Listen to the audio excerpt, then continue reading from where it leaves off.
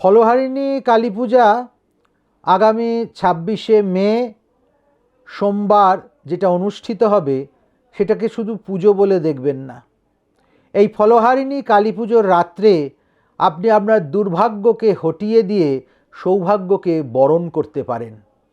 কেমন করে?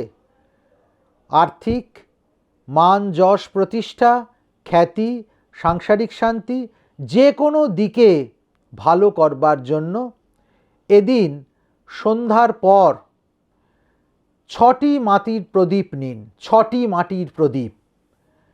6টি মাটির প্রদীপে 6 রকম জিনিস দিন। একটাতে আমলকি, একটাতে হরিতকি, একটিতে বহেরা, একটিতে গোটা হলুদ, একটিতে শ্বেত সর্ষে এবং আরেকটিতে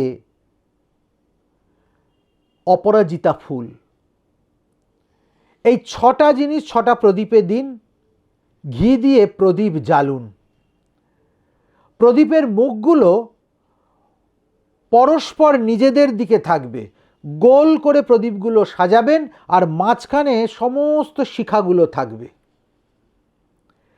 ঠিক প্রথম প্রহর কেটে গেলে অর্থাৎ 8টার পর এই ক্রিয়াটা করুন। আপনার ঠাকুর ঘরে করতে পারেন, শোবার ঘরে, বসার ঘরে, যে কোনো ভালো জায়গায় এটা করতে পারেন। প্রদীপটা যখন জ্বলে উঠল 6টা প্রদীপই, তখন তার সামনে হাঁটু গেড়ে বসে আপনি আপনার মনের দুঃখ, কষ্ট, বেদনার কথা জানান। দেখবেন পরের দিন সকাল থেকে কষ্টের অনেকাংশে লাঘব হয়েছে। যারা আরও বেশি কিছু জানতে চাইছেন তাদের জন্য অতি অবশ্যই নিচে লিঙ্কে আশ্রমের নম্বর রইল।